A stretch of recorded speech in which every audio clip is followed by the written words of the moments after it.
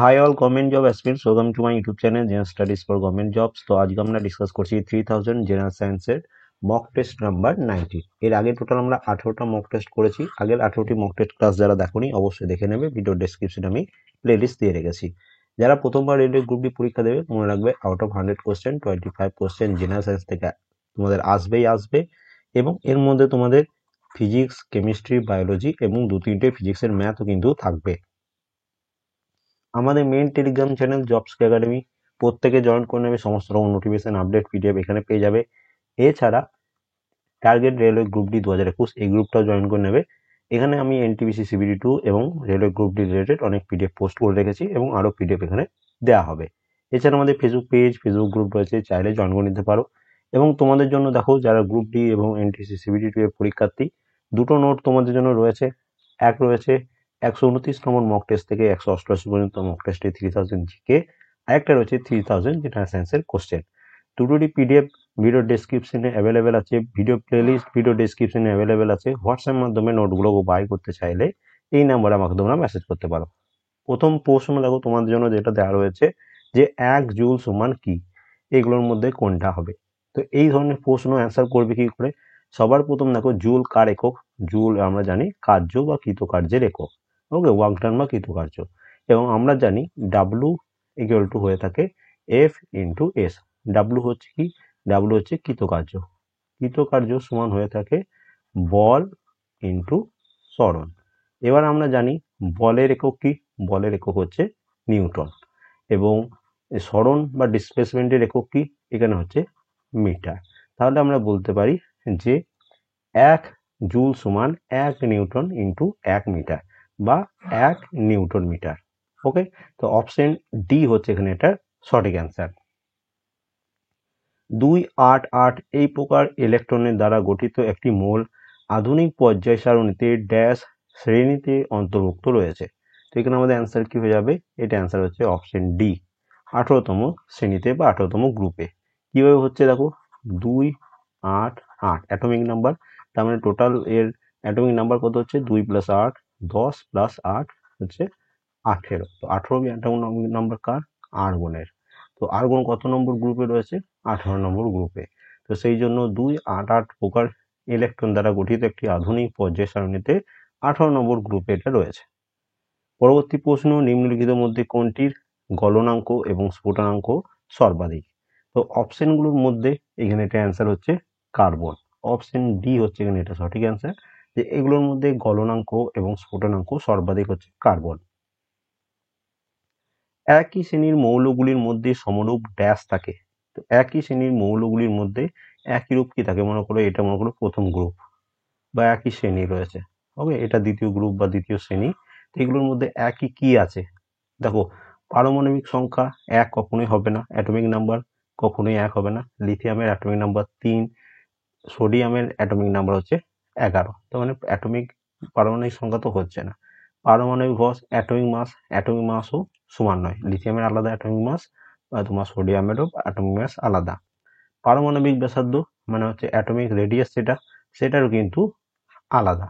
কিন্তু এদের মধ্যে রাসায়নিক যে বৈশিষ্ট্য থাকে সেই দুটো সমান। একই শ্রেণীর মৌলগুলির মধ্যে রাসায়নিক বৈশিষ্ট্য সমান থাকে।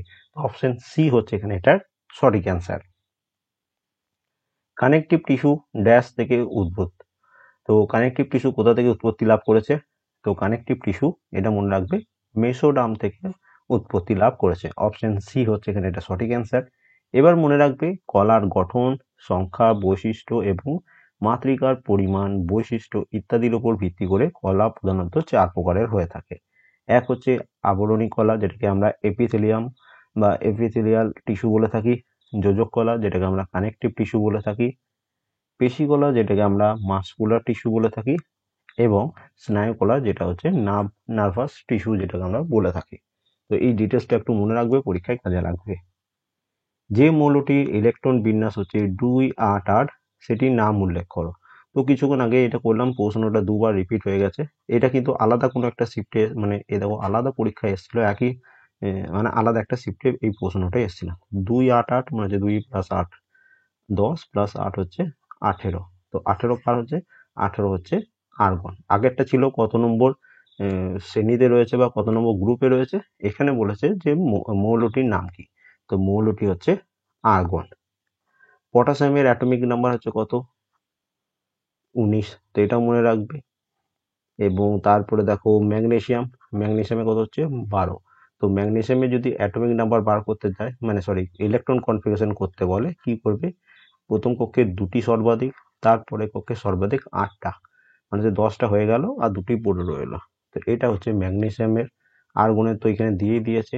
সোডিয়াম কত? সোডিয়ামের অ্যাটমিক নাম্বার হচ্ছে 11। তো সোডিয়াম সবার প্রথম কক্ষে 2টি, তারপরে কক্ষে 8টি, আর কয়টি পড়ে রয়েছে? 1টি। এটা হয়ে গেলো সোডিয়ামের ইলেকট্রন কনফিগারেশন। তো এগুলো কোনোভাবে মনে রাখবে, পরীক্ষায় কাজে লাগবে। ফুলের পুংজনন অংশকে বলা হয় ড্যাশ। ফুলের পুংজনন অংশকে কি বলা হচ্ছে? তো ফুলের পুংজনন অংশকে বলা হয় পুংকেশর। অপশন বি হচ্ছে এখানে এটার সঠিক অ্যান্সার। এবার মনে রাখবে, বৃতি হলো ফুলের সবচেয়ে বাইরের বা নিচের স্তবক। সাধারণত সবুজ রঙের স্তবক। বৃতির একটি পাতার মতো অংশকে বৃত্তাংশ বা সেপাল বলা হয়। তো এটা মনে রাখবে, পরীক্ষায় চলে আসতে পারে। বৈদ্যুতিক বাল্বে টাংস্টেন কেন ব্যবহার করা হয়? তো মনে রাখবে, বৈদ্যুতিক বাল্বে টাংস্টেন ব্যবহার করা হয় এটি উচ্চ গলনাঙ্ক বিশিষ্ট বলে। অপশন সি হচ্ছে এখানে এটার সঠিক অ্যান্সার।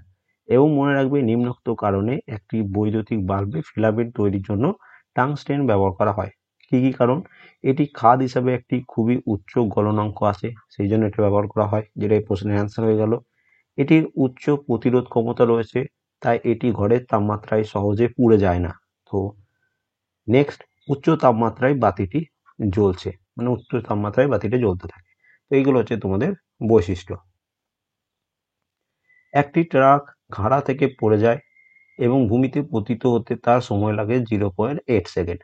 ভূমি থেকে সেই স্থানটির উচ্চতা হলো কত? মনে করো এরকম একটা পাহাড় আছে, এরকম উঁচু জায়গায় এখানে প্রথমে গাড়িটা ছিল, সরি ট্রাকটা ছিল, তারপর সেটা নিচে পড়ে গেল।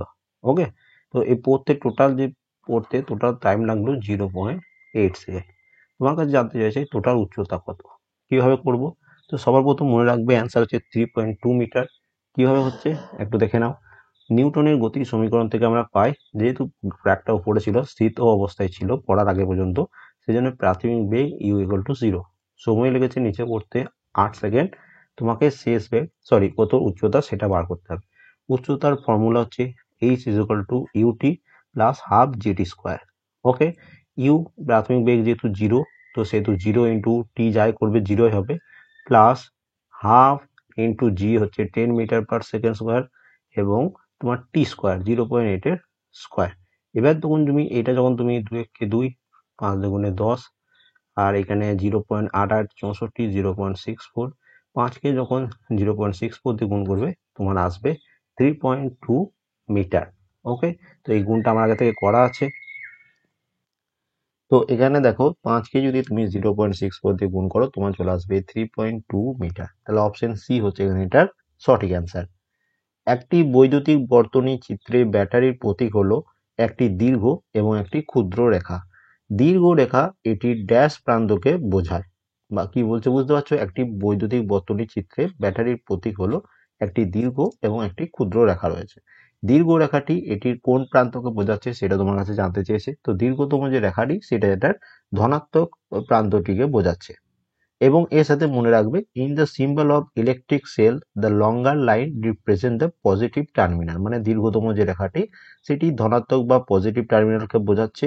এবং এবং দেখো, যে থিকার বা শর্টার যে লাইনটা রয়েছে, মানে পাতলা এবং তোমার যে ছোট যে লাইনটা রয়েছে, সেটা রিপ্রেজেন্ট করছে নেগেটিভ টার্মিনালকে। তো ঘুরিয়ে ফিরে পরীক্ষায় প্রশ্ন আসতে পারে, তো এটা মনে রাখবে।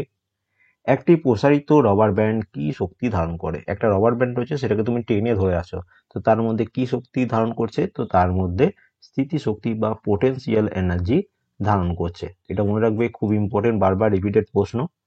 যখন পদ্ধতির মধ্যে দুটি বস্তুর সংঘর্ষ অনমনীয় প্রকৃতির হয়, তখন পদ্ধতির জন্য নিম্নোক্ত কোনটি হয়ে থাকে? তো এখানে কি অ্যান্সার হবে? এখানে আমাদের অ্যান্সার হয়ে যাচ্ছে যে গতিশক্তি পরিবর্তিত হয় কিন্তু ভরবেগ একই থাকে। অপশন বি হচ্ছে এখানে এটার সঠিক অ্যান্সার। তাহলে এখানে আমাদের অ্যান্সার কি হয়ে যাচ্ছে, যে গতিশক্তি পরিবর্তিত হয় কিন্তু ভরবেগ একই থাকে। যদি বৈদ্যুতিক আধান কিউ এবং সময় টি দেওয়া হয়ে থাকে, তাহলে সেই সূত্রে বিদ্যুৎ প্রবাহ আই ইকুয়াল টু কি হবে। দেখো এই প্রশ্ন দিয়ে, এই সূত্র দিয়ে আমরা অনেক কোশ্চেনের ম্যাথ সলভও করেছি। তো সেম কোশ্চেন অ্যান্সার কি হয়ে যাবে, Q by T. Option B হচ্ছে এখানে এটার সঠিক অ্যান্সার। দেখো আই হচ্ছে কারেন্ট বা বিদ্যুৎ প্রবাহ, আর টি হচ্ছে টাইম, এবং তোমার বৈদ্যুতিক আধান হচ্ছে কিউ। এবং দেখো ফর্মুলা কি হচ্ছে, এখানে ফর্মুলা হচ্ছে q equal to i into t. তাহলে এবার আই ইকুয়াল টু তুমি লিখতে পারো কিউ বাই টি, সেটাই হচ্ছে আমাদের এই প্রশ্নের অ্যান্সার। নিচের হ্যালোজেনের কোনটির স্ফুটনাঙ্ক সর্বাধিক। তো এখানে বলেছে নিচের হ্যালোজেনগুলির মধ্যে কোনটির স্ফুটনাঙ্ক সর্বাধিক। এবার দেখো স্ফুটনাঙ্ক বা তোমাদের বয়লিং পয়েন্ট সর্বাধিক। অপশন অনুযায়ী আমাদের এখানে এটা অ্যান্সার হচ্ছে আয়োডিন। অপশন ডি হচ্ছে এখানে এটার সঠিক অ্যান্সার। কিন্তু এখানে মনে রাখবে, যদি অ্যাকচুয়াল ডাটা তুমি জানতে চাও, তাহলে অ্যাসটেস্টাইন হচ্ছে এর তোমার বয়লিং পয়েন্ট হচ্ছে সর্বাধিক। কিন্তু অপশনে দেখো অ্যাসটেস্টাইন অপশনে নেই, আয়োডিন রয়েছে, তো আয়োডিনটা হচ্ছে এখানে সঠিক অ্যান্সার। চন্দ্রমল্লিকাতে কোন ধরনের অঙ্গজ বিস্তার দেখা যায়। তো মনে রাখবে চন্দ্রমল্লিকাতে দেখতে পাওয়া যায় সাকার নামক অঙ্গজ বিস্তার। তো অপশন সি হচ্ছে এখানে সঠিক অ্যান্সার। এবং মনে রাখবে তোমাদের এই চন্দ্রমল্লিকার মধ্যে যে ধরনের অঙ্গজ বিস্তার সেটা হচ্ছে সাকার, বা তুমি এটাকে তোমার বলতে পারো টার্বিনাল কাটিংও বলতে পারো। নেক্সট চলে আসি, একটি হেলানো তল এবং অনুভূমিক তলের উপর রশ্মি বিকিরণ পড়ার অনুপাতকে কি বলা হয়। এই প্রশ্নটা যথেষ্ট একটা স্ট্যান্ডার্ড প্রশ্ন। তো মনে রাখবে একটি হেলানো তল ও অনুভূমিক তলের উপর রশ্মি বিকিরণ পড়ার অনুপাতকে বলা হয় টিল্ট ফ্যাক্টর। অপশন এ হচ্ছে এখানে এটার সঠিক অ্যান্সার। জীবাশ্ম গবেষণাকে কি বলে। তো জীবাশ্ম রিলেটেড সায়েন্টিফিক স্টাডিকে কি বলা হয়, এটাকে বলা হয় জীবাশ্ম বিজ্ঞান, বা ইংলিশ টার্মটা মনে রাখবে প্যালেওন্টোলজি। প্যালেওন্টোলজি বলা হয়। অপশন সি হচ্ছে এখানে এটার সঠিক অ্যান্সার। রিসিয়া কোন শ্রেণীর মধ্যে পড়ে। তো রিসিয়া এটা মনে রাখবে, এটা হচ্ছে ব্রায়োফাইটা গোষ্ঠী। দেখো একটা ডেসক্রিপটিভ ক্লাস করিয়ে দিয়েছিলাম বহুদিন আগে, এনজিওস্পার্ম কাকে বলে, ব্রায়োফাইটা গোষ্ঠী কোনটা, থেইডোফাইটা গোষ্ঠী কোনটা। তো সেই ক্লাসটা দেখবে এটার অ্যান্সার করতে পারবে। নিচের কোনটি ঠিক বা ভুল। প্রথম স্টেটমেন্ট কি বলেছে, একটি ক্ষারকে জলে সম্পূর্ণ আয়নীভূত করা হয়েছে এবং সেটাতে অনেক OH প্লাস আয়ন উৎপন্ন করা হয়েছে, উদাহরণ হচ্ছে এটা। আর 2 নম্বর স্টেটমেন্ট দিয়েছে একটি ক্ষারকে জলে আংশিক আয়নীভূত করা হয়েছে, সেটাতে অল্প পরিমাণ OH প্লাস আয়ন উৎপন্ন করেছে, এর উদাহরণ হচ্ছে KOH। এবার আমরা প্রত্যেকে জানি OH প্লাস আয়ন হয়ে থাকে না, OH মাইনাস আয়ন হয়। তো দুটোতেই ভুল স্টেটমেন্ট দেওয়া রয়েছে, তাহলে আমরা বলতে পারি যে 1 নম্বর 2 নম্বর দুটো স্টেটমেন্টই ভুল, কারণ এটা OH মাইনাস হতো। তো অপশন এ হচ্ছে এখানে এটার সঠিক অ্যান্সার। তড়িৎ চালক বলের বা ইলেকট্রোমোটিভ ফোর্সের মান সমান হলে ই ইকুয়াল টু কি হবে। তো এখানে মনে রাখবে এটার অ্যান্সার হচ্ছে বড় হাতের E by Q. Option C হচ্ছে এখানে এটার সঠিক অ্যান্সার। এবার দেখো ছোট হাতের ই যেটা রয়েছে এটাকে তোমার হচ্ছে ইলেকট্রোমোটিভ ফোর্স, এর সাথে মনে রাখবে ই বড় হাতের ই যেটা সেটা হচ্ছে এনার্জি ইন দ্য সার্কিট, সার্কিটের মধ্যে যে এনার্জি রয়েছে সেটা, এবং কিউ হচ্ছে চার্জ ইন দ্য সার্কিট। তাহলে ইলেকট্রোমোটিভ ফোর্স সমান হয়ে থাকে energy in the circuit by charge in the circuit. Next চলে আসি, নিম্নলিখিত গুলির মধ্যে কোনটি হাইড্রোকার্বনের একটি উদাহরণ। তো এগুলোর মধ্যে মনে রাখবে মিথেন হচ্ছে একটি হাইড্রোকার্বনের উদাহরণ, এবং মিথেনের ফর্মুলা কি CH4, এবং মিথেনকে মার্স গ্যাসও বলা হয়, তো এটাও মনে রাখবে। এক্সাম্পল অফ হাইড্রোকার্বন হচ্ছে মিথেন, ইথেন, প্রোপেন এবং বিউটেন। তো এগুলো সবই হচ্ছে তোমাদের হাইড্রোকার্বন, তো এগুলো সবগুলোই মনে রাখবে। একটি 4 কেজি বস্তু অনুভূমিকভাবে 5 মিটার পার সেকেন্ড গতিতে চলছে, তার গতি যদি 10 মিটার পার সেকেন্ড বাড়ানো হয় তাহলে এখন বলেছে এই বস্তুর উপর সম্পূর্ণ করা মোট কাজের পরিমাণ কি হবে। কিভাবে করব, অ্যান্সার হচ্ছে 150 জুল। কিভাবে হচ্ছে দেখে নাও। সবার প্রথম দেখো ওয়ার্ক এনার্জি যে থিওরাম রয়েছে সেখানে কি বলেছে, টোটাল ওয়ার্ক ডান, সম্পূর্ণ যে কৃতকার্য হয়েছে, বাই অল ফোর্সেস, সমস্ত বল দ্বারা, is equal to change in kinetic energy of the particle. ওই কণাটির বা বস্তুটির তোমার যে কাইনেটিক এনার্জি যে চেঞ্জ হচ্ছে সেটার সমান। এখান থেকে আমরা কি পাবো, ভর দেখো 4 কেজি দেওয়া রয়েছে, প্রাথমিক বেগ 5 মিটার পার সেকেন্ড, শেষ বেগ 10 মিটার পার সেকেন্ড দেওয়া রয়েছে। এখান থেকে মোট কাজের পরিমাণ সমান আমরা এখানে কি বলেছে যে টোটাল ওয়ার্ক ডান সমান কি হচ্ছে all forces equal to change in kinetic energy. Kinetic energy formula কি হাফ এম ভি স্কোয়ার। এবার এই ভি যেটা বেগ রয়েছে তো সেটার যে চেঞ্জ হচ্ছে প্রাথমিক শেষ বেগ মাইনাস প্রাথমিক বেগ, এবং যেহেতু ভি স্কোয়ার রয়েছে তো শেষ বেগের স্কোয়ার মাইনাস প্রাথমিক বেগের স্কোয়ার। এবার জাস্ট আমি ভ্যালু পুট করবো, ইকুয়াল টু আমি লিখতে পারি, এখানেই তোমাদের আমি লিখেই করে দিচ্ছি, হাফ ইন্টু এম হচ্ছে 4 KG into V square, V হচ্ছে কত 10, তো 10 স্কোয়ার হচ্ছে 100 মাইনাস ইউ স্কোয়ার মানে হচ্ছে 5, 5 স্কোয়ার হচ্ছে কত 25।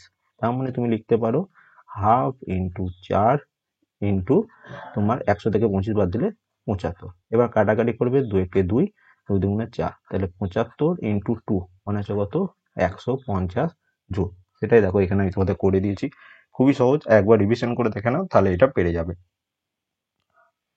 গতির প্রথম সমীকরণটি ড্যাশের মধ্যে সম্পর্ক প্রদান করে। বলো এই সেম প্রশ্ন আগেও কোনো একটা শিফটে কাল পরশু করে যত সম্ভব সেকেন্ড সমীকরণটা কাদের মধ্যে সম্পর্ক স্থাপন করে এমন ছিল। আজকে রয়েছে প্রথম সমীকরণটি। তো প্রথম সমীকরণটি বেগ এবং সময়ের মধ্যে সম্পর্ক স্থাপন করে। অপশন বি হচ্ছে এখানে এটার সঠিক অ্যান্সার। এবং অবস্থান এবং সময়ের মধ্যে সম্পর্ক স্থাপন করে দ্বিতীয় সমীকরণটি, এবং অবস্থান এবং বেগের মধ্যে সম্পর্ক স্থাপন করে তৃতীয় গতিসূত্রটি। তো তিনটি হয়ে গেল, তিনটি মনে রাখবে, ঘুরে ফিরে আসছে। ওডোমিটার হলো একটি যন্ত্র যা অটোমোবাইলের ড্যাশ পরিমাপের জন্য ব্যবহার করা হয়। তো এখানে আমাদের অ্যান্সার কি হয়ে যাবে, দূরত্ব পরিমাপ করার জন্য ব্যবহৃত হয়। তো অপশন এ যারা অ্যান্সার করেছো প্রত্যেকের সঠিক।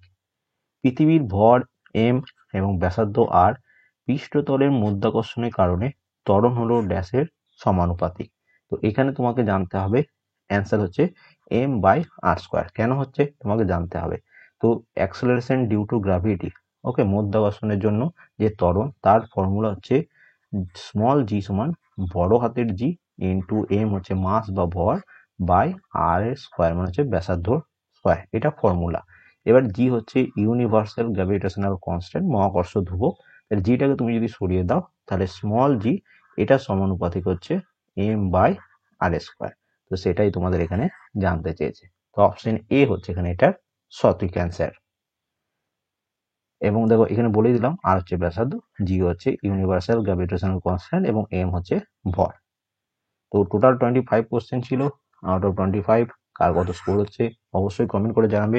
তোমরা অনেকজনাই কমেন্ট করছিলে, দেখলাম 12, 14, 15 পাচ্ছ।